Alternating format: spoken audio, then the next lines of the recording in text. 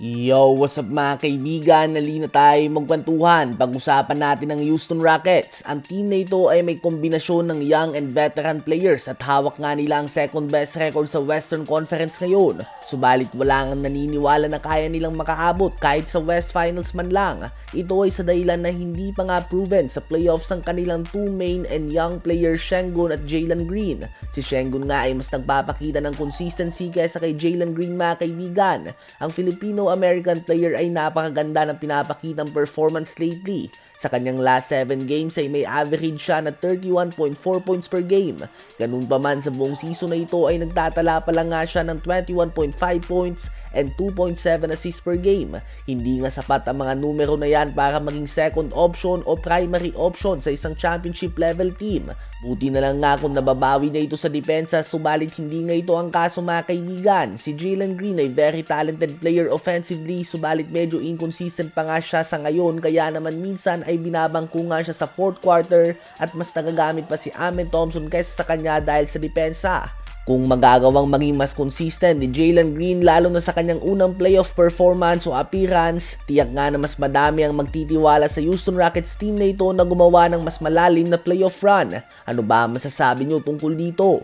Habang mukhang Atlanta Hawks nga talaga mga kaibigan ang totoong kilabot sa Eastern Conference. Bukod nga sa tinalo nila ang Cleveland Cavaliers ang 2 beses ngayong season, ang reigning champions Boston Celtics ay 2 beses na din nga nilang tinalo matapos ang overtime win sa score na 119-115. 28 points, 12 assists, 2 steals, and 2 blocks si Trae Young. 23 points, 4 rebounds si Dyson Daniels. 19 points, 13 rebounds, and 4 blocks si Okongwu. 16.6 rebounds si DeAndre Hunter at 14 points, 13 rebounds si Jalen Johnson. Sa Celtics naman ay bigo pa din nga sila na makuha ang panalo kahit na gumawa si Jaylen Brown ng 24 points, 11 rebounds, and 8 assists. 23 points, 8 rebounds, and 7 assists din ang ambag ni Jason Tatum. 21 points, 8 rebounds si Derrick White. 20.6 rebounds si Peyton Pritchard at 17 points, 7 rebounds, and 4 blocks naman kay Luke Kornet. Habang nakaligtas naman ang Golden State Warriors sa mainit na performance si Jordan Poole, nagtala nga ito ng 38 points, 5 rebounds, and 5 assists including ang 8 3-pointers at 22 points and 6 rebounds din ang ambag ni Kyle Kuzma.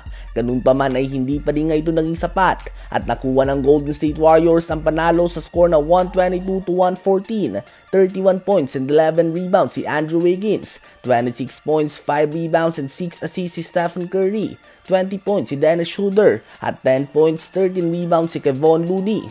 Bagamat nakuha nga ng Warriors ang panalo, tila ba sa kanila pa nga ang bad news sa game na ito. Si Draymond Green ay maagang umexit sa game na ito dahil sa left calf tightness, habang si Steph Curry naman na malapit na nga matapos ang game nang magtamo siya ng ankle injury. Sinubukan niya pa nga na bumalik sa game na ito, subalit talagang masakit nga ito mga kaibigan at hindi na nga niyang kinaya na bumalik pa.